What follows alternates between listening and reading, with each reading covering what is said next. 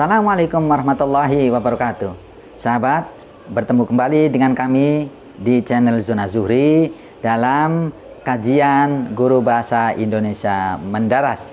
Dan seperti biasa, kami akan mengulas asal-usul kata dalam bahasa Indonesia. Kalau asal, jangan usul, dan kalau usul, jangan asal. Sahabat, pada kesempatan kali ini kita akan mengangkat sebuah asal-usul kata, yaitu asal-usul kata bajingan dan kata sontoloyo. Sahabat, kita barangkali sering mendengar kata bajingan dan juga kata sontoloyo. Kata bajingan dan sontoloyo ini biasa diungkapkan untuk umpatan. Umpatan atas rasa tidak suka, rasa kesal, atau rasa marah. Seperti orang-orang sering mengatakan atau mengumpat dasar bajingan atau dasar sontoloyo. Sahabat, tahukah apa asal usul kata bajingan dan kata umpatan sontoloyo? Sahabat, kalau lihat di KBBI, kata bajingan itu artinya pencuri, penjahat, atau perampok. Hal ini karena dikonotasikan dengan hewan atau binatang yang bernama bajing, sejenis binatang, yaitu sejenis tupai yang biasa makan buah-buahan, khususnya yaitu buah kelapa, dan juga dari cara dia bergeraknya yaitu meloncat-loncat ke sana kemari sambil mencuri buah-buahan, khususnya kelapa. Akhirnya pencuri, penjahat, perampok, atau koruptor itu dikonotasikan dengan bajingan, artinya orang yang berbuat menyerupai bajing, yaitu meloncat-loncat, lari-lari, dan makan yang bukan haknya. Sahabat, lalu apa asal-usul kata bajingan? Setidaknya ada 3 pendapat atau 3 referensi yang mengangkat kata umpatan bajingan.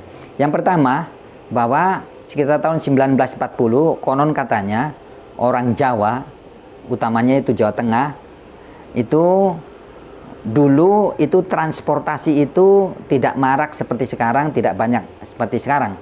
Maka transportasi yang paling utama waktu itu adalah gerobak atau pedati yang ditarik oleh kerbau atau sapi dan dikendalikan oleh seorang sais atau seorang kusir. Nah, kusir atau sais pedati ini orang-orang Jawa itu menyebutnya dengan kata bajingan atau mangbajingan, artinya orang yang mengendarai atau orang yang mengendalikan atau supirnya pedati atau sais. Lalu bagaimana bisa muncul kata bajingan itu sebagai umpatan? Sebagaimana kita ketahui bahwa gerobak atau pedati yang ditarik oleh sapi atau kerbau itu jalannya lambat. 1. Yang kedua, jumlahnya memang tidak terlalu banyak transportasi yang bernama gerobak atau pedati itu. Sehingga orang-orang yang menunggu atau penumpang yang menunggu pedati yang dikendarai oleh sais yang biasa disebut bajingan itu, akhirnya menunggu terlalu lama. Kadang menunggunya pagi, kemudian datangnya siang. Bahkan menunggu siang, kemudian datangnya malam. Sehingga karena kesal, akhirnya orang-orang zaman dulu itu sambil menunggu itu dia mengumpat dengan rasa marahnya dengan ungkapan bajingan. Kalau bahasa Jawanya, bajingan tenan iki, ora teko-teko. Bajingan ini, kenapa nggak datang-datang? Itu karena menunggu lama. Itu. Nah, kemudian pendapat lain ada yang mengatakan bahwa bajingan itu bukan size-nya, bukan supir gerobaknya, tapi para pengawal yang biasa mengawal pejabat, orang besar, saudagar, raja atau bupati yang membawa barang dagangannya dengan pedati atau gerobak itu. Nah, sebagaimana kita ketahui bahwa pada saat itu gaya dan sikapnya para pengawal ini cenderung semena-mena terhadap orang bawah atau rakyat jelata dengan sikap yaitu dengan sikap dan kata-kata kasar sehingga disebut bajingan.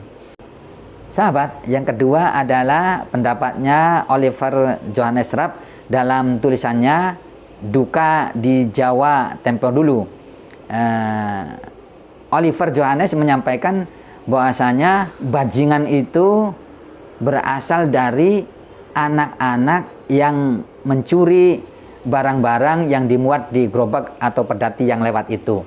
Sebagaimana dimaklumi bahwa gerobak dan pedati itu jalannya pelan, sehingga anak-anak dengan sangat mudah untuk naik ke atas gerobak dan mencuri barang-barang yang di atas. Nah, perbuatan anak-anak seperti itu karena menyerupai bajing sehingga disebut bajingan. Dan nyatanya kekinian di kota-kota besar, terutama di pelabuhan-pelabuhan juga itu kan ada orang-orang yang mencuri barang-barang ini ya di atas truk itu, dan biasa disebut bajing loncat. Sahabat, yang ketiga adalah istilah bajingan ini bisa ditemukan pada tulisan Hendra Kurniawan dan Agatha Christie yang mereka berdua itu melakukan penelitian atau semacam survei terhadap komunitas gerobak. Ya.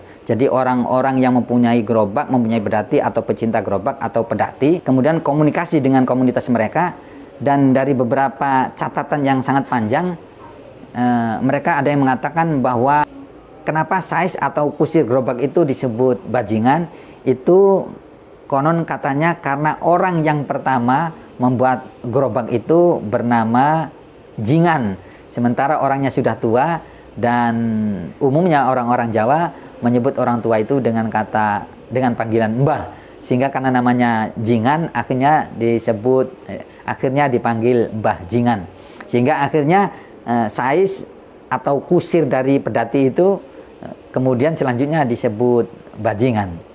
Demikianlah sahabat, bahwa sungguh sangat panjang dan lebar sekali asal-usul kata bajingan. Sahabat, yang selanjutnya adalah kata umpatan sontoloyo. Sebagaimana kita maklumi bahwa sontoloyo juga ini biasa diungkapkan untuk umpatan orang-orang kesal atau marah, seperti kata dasar sontoloyo.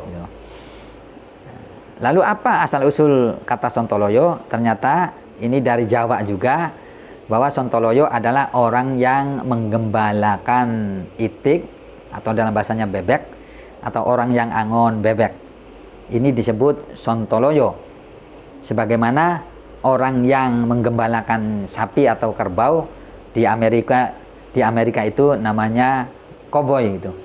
Nah, sontoloyo ini ada yang membuat orang kesal atau bahkan marah dengan sontoloyo yang angon atau menggembalakan, menggiring bebek ini, sehingga ketika bebeknya itu makan padi atau baris di jalan sehingga mengganggu orang lewat, akhirnya orang-orang yang padinya dimakan bebek dirusak oleh bebek ini, dimakan oleh itik dirusak oleh itik, itu mengumpat dengan umpatan dasar sontoloyo, bukan dasar itik tuh, tapi dasar sontoloyo, mengumpat terhadap orang yang menggembalakan atau yang menggiring bebeknya. Sahabat, demikianlah pertemuan kita kali ini, yaitu asal-usul kata bajingan dan sontoloyo. Sampai bertemu kembali. Kalau asal jangan usul, kalau usul jangan asal. Sampai bertemu kembali di Guru Bahasa Indonesia Mendaras, dan tetap di channel Zona Zuhri. Jangan lupa like, subscribe, dan komen. Terima kasih. Assalamualaikum warahmatullahi wabarakatuh.